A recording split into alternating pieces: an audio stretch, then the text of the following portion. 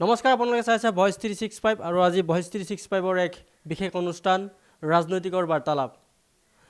মোৰ সৈতে আজি উপস্থিত আছে পূব গোৱালপাৰা সমষ্টিৰ এগৰাকী অগপৰ প্ৰাৰ্থী, যেটো সমাগত 2026ৰ নিৰ্বাচন আৰু নিৰ্বাচনৰ এগৰাকী প্ৰাৰ্থী নজৰুল ইছলাম ডাঙৰীয়া। আমি তেখেতৰ লগত কিছু ৰাজনৈতিকৰ বাৰ্তালাপলৈ যত্ন কৰিম। নমস্কাৰ, আমাৰ অনুষ্ঠানলৈ আপোনাক স্বাগতম জনাইছোঁ। প্ৰথমে মই ভইচ 365 চেনেললৈ শুভেচ্ছা যাচিছোঁ। হয়, যেহেতু আমি পোনে পোনে যাবলৈ বিচাৰিছোঁ, আপুনি এগৰাকী অগপৰ প্ৰাৰ্থী, পাৰ্টিৰ প্ৰত্যাশী, গতিকে আপুনি যেহেতু 26ত এক ৰাজনৈতিক পথত যুঁজ দিবলৈ গৈ আছে, গতিকে আপোনাৰ সমষ্টিৰ বিষয়ে আপুনি কি ক'ব? চাওক, আজি প্ৰায় 15 বছৰ ধৰি আমাৰ গোৱালপাৰা পৌৰ সমষ্টিখন একেবাৰে পিছুৱাই গৈছে। উন্নয়নমূলক কাম কাজ তথা যিখিনি ৰাস্তা ঘাটৰ কাম কাজ হ'ব লাগিছিল, আমাৰ যেহেতু পৌৰ সমষ্টিৰ বিধায়কজন বিৰোধী দলৰ বিধায়ক, সেইবাবে তেওঁ কোনো কাম কাজ কৰিব নোৱাৰিলে। এতিয়া ৰাইজ বুজি উঠিছে আৰু এই একে ৰচিদ আলমক ৰাইজে পৰিহাৰ কৰিছে, তাৰ পৰা পৰিত্ৰাণ বিচাৰিছে। যে তেওঁ বাহিৰৰ এজন MLA হৈ, বাহিৰৰ মানুহ এজন আহি আমাৰ এই সমষ্টিত দুবাৰকৈ MLA হ'ল, হোৱাৰ পিছতো আমাৰ থলুৱা যিখিনি মানুহ আছে, এই মানুহখিনিৰ কথা তেওঁ একেবাৰেই চিন্তা নকৰিলে। তেওঁ নিজৰ আত্য কুটুমৰ দ্বাৰাই তেওঁ ফানখিনিও পৰিচালিত হোৱা বুলি আমি বিশেষ সূত্ৰে গম পাইছোঁ।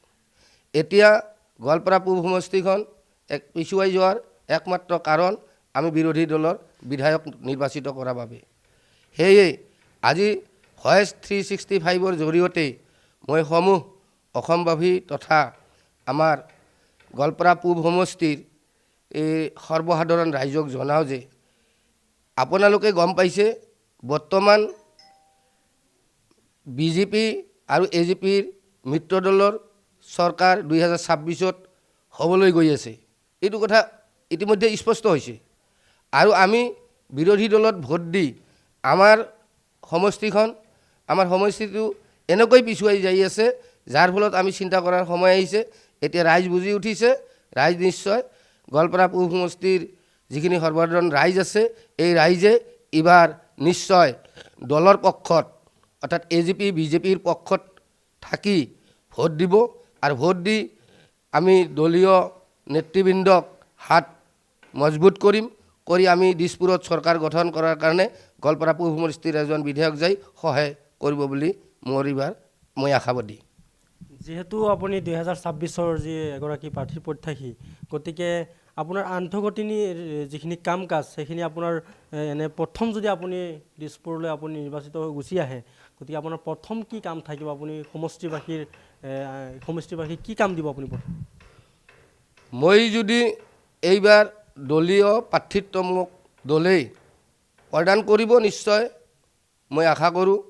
আৰু যদি মই এই দলীয় প্ৰাৰ্থীত টিকেটত জয়লাভ কৰিব পাৰোঁ, প্ৰথমে যিখিনি নদী মানে গৰাখহনীয়া কবলত পৰি যিখিনি আমাৰ অসমীয়া মূলৰ মিয়া মুছলমান আছে, ভাৰতীয় মূলৰ, সেইখিনি মানুহক মই প্ৰথমে সুৰক্ষা দিম বুলি, সহায় সহযোগিতা আগবঢ়াম বুলি মই প্ৰতিশ্ৰুতিবদ্ধ। আৰু লগতে আমাৰ এই যিখিনি মানুহ মানে আমাৰ এই থলুৱাভাৱে যিখিনি মানুহ উচ্ছেদিত হৈছে, তেওঁলোকৰ নদী ভাঙাৰ ফলত মানে বাহিৰত আহি BGR VCR মাটিত ঘৰ বান্ধি থাকিব লগা হৈছিল, সেই মানুহখিনি আজি তেওঁলোকৰ দুৰৱস্থা অতি শোচনীয়। গতিকে সেইসকলক পুনৰাই আমি নিৰীক্ষণ কৰি এক আইনী প্ৰক্ৰিয়াৰ মাজেৰে তেওঁলোকক সংস্থাপন দিম বুলি মই প্ৰতিশ্ৰুতিবদ্ধ। যিহেতু একে ৰচিদ যিগৰাকী আপুনি কথা কৈছে বৰ্তমানৰ বিধায়ক, তেখেতৰ যিখিনি আন্তঃগাঁথনিক কাম কাজ, সেই কাম কাজৰ বিষয়ে আপুনি কি ক'ব? তেওঁৰ কাম কাজ মই ইয়াতে কৈয়ে গ'লোঁ আপোনালোকক যে তেওঁৰ এনে আমাৰ যিবিলাক গাঁও আছে, গাঁও অঞ্চলৰ দুখীয়া হজা ৰাইজ আছে, আমি তেওঁৰ কাম কাজ এতিয়ালৈকে একোৱেই দেখা নাই। এনেকৈ তেওঁ নিৰ্বাচিত হোৱাৰ পিছত কোনো গাঁৱত আহি পদাৰ্পণ কৰাও আমি সেনেকৈ দেখা নাই। দুই এখন সমাজে আহি তেওঁ কিবা খেল ধেমালি হ'লে আহে নাহে সেইবিলাক খবৰ মানে ইতিমধ্যে পাওঁ নাই, আৰু মই বিশ্বাস কৰোঁ সি অহা নাই আৰু কোনো সহযোগো কৰা নাই। গতিকে তেওঁৰ কাম কাজত ৰাইজ অসন্তুষ্ট হৈছে, আৰু তেওঁৰ যিখিনি গাঁও অঞ্চলত কৰিব লগা আছিল তেওঁ একোৱেই কৰা নাই। আৰু বাকী যিখিনি তেওঁ ফান পাইছিল সেই ফানখিনিও মই পুনৰাই দোহাইছোঁ তেওঁ নিজা আত্ম কুটুমৰ দ্বাৰাই পৰিচালিত কৰা বুলি আমি বিশেষ সূত্ৰে গম পাইছোঁ। হয়, নজৰুল ইছলাম ডাঙৰীয়া, আপুনি বৰ্তমান সমষ্টিত যিহেতু গৈছে, আচ্ছা, সমষ্টিৰ যিসকল ভোটাৰ আছে, নাগৰিক আছে, তেওঁলোকৰ মতামত এবাৰ হয়তো আপুনি ল'বলৈ যত্ন কৰিছে কিছু, যিহেতু আপুনি সমষ্টিত গৈছে আৰু যিহেতু 26ত এগৰাকী প্ৰাৰ্থী হিচাপে আপুনি থিয় দিছে। গতিকে সমষ্টিৰ মতামতৰ বিষয়ে আপুনি কি ক'ব? এবাৰ নিশ্চিতভাৱে আপুনি দিছপুৰত আহিব পাৰিব নে এবাৰ যিগৰাকী একে ৰচিদ আছে তেখেত যাব নে বেলেগ প্ৰাৰ্থী থাকিব? এই সন্দৰ্ভত আপুনি কি ক'ব? চাওক, মই ইতিমধ্যে কৈ গ'লোঁ যে কংগ্ৰেছক ৰাইজে কংগ্ৰেছৰ কবলৰ পৰা পৰিত্ৰাণ বিচাৰিছে।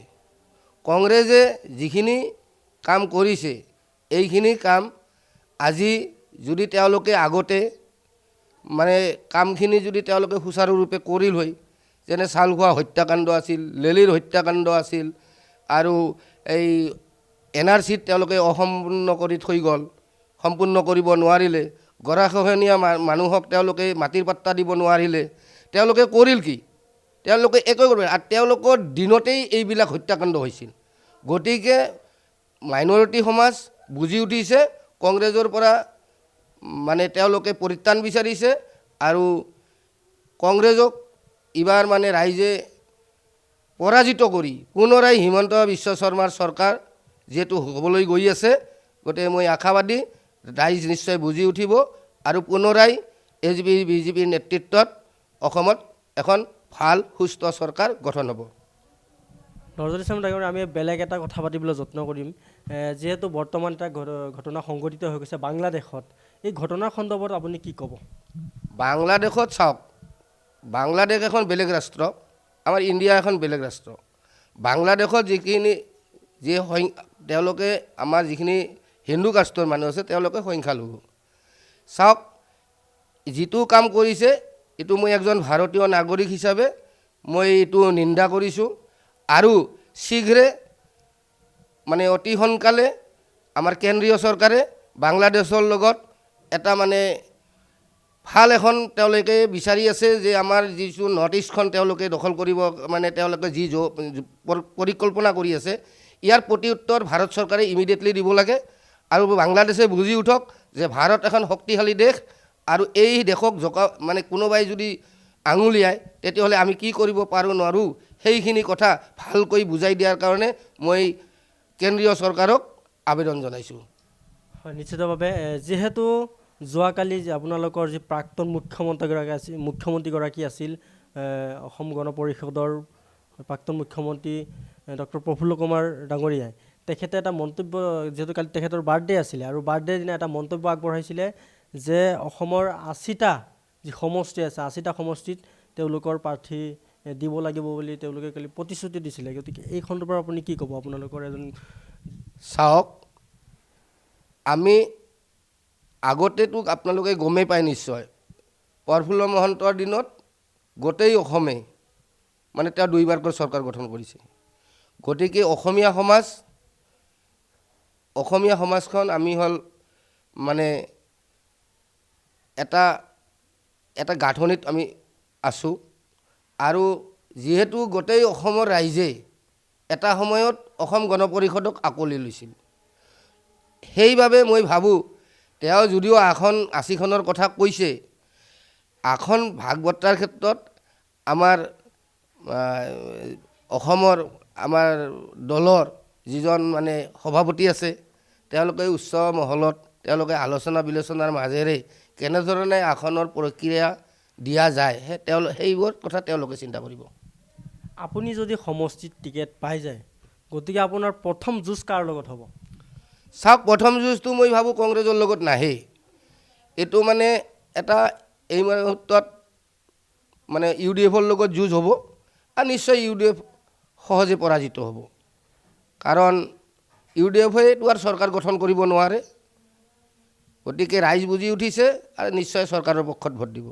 আপোনাৰ যি পূব গোৱালপাৰা সমষ্টি, যিহেতু সমষ্টি পুনৰ নিৰ্ধাৰণ হৈছে, আৰু এই পুনৰ নিৰ্ধাৰণ হোৱাৰ পিছত যি আপুনি EDF-ৰ নাম লৈছে, EDF-ৰ EDF-ৰ জনপ্ৰিয়তা কিমান? চাওক, আপোনালোকে গমেই পাইছে 2021 চনত আমাৰ ধুবুৰী লোকসভা ইলেকশ্যন হৈ গৈছে। ধুবুৰী লোকসভা ইলেকশ্যনত চাওক, কংগ্ৰেছ আৰু UDF-ৰ মাজত তুমুল যুদ্ধ হৈছিল। মৌলানা বজৰুদ্দিন আজমল চাহাব, তেওঁ একজন ধৰ্মীয় গুৰু বুলি কওঁ আমি। তেওঁক এইবাৰ ৰাইজে UDF-ক পৰাজিত কৰিছে, কংগ্ৰেছ দলক, আৰু কংগ্ৰেছক বিশ্বাসত লৈছিল ৰাইজে। ৰকিবুল হুছেইনে যিখিনি কাম কৰিল সমষ্টিত, বৰ্তমান সেই কাম কাজক লৈ, তেওঁৰ বক্তব্যক লৈ ধুবুৰীবাসী ৰাইজ সন্তুষ্ট নহয়। সেইবাবে মই ভাবোঁ নিশ্চয় গোটেই ধুবুৰী সমষ্টিয়ে, লোকসভা সমষ্টিয়ে আমাৰ AGP BJP দলৰ নেতৃত্বক আঁকোৱালি ল'ব। হয়, নিশ্চিতভাৱে আজি যিহেতু আমাৰ ভইচ 365-ৰ এক বিশেষ বাৰ্তালাপ আছিল এগৰাকী প্ৰাৰ্থী যি প্ৰত্যাশী, তেখেতৰ লগত যি নজৰুল ইছলাম ডাঙৰীয়া, আমি ইতিমধ্যে আমাৰ যি আজিৰ অনুষ্ঠান, আমাৰ যি আজি বাৰ্তালাপ, ভইচ 365-ৰ যি বাৰ্তালাপ আজি ইমানতে সামৰি মাৰিছোঁ।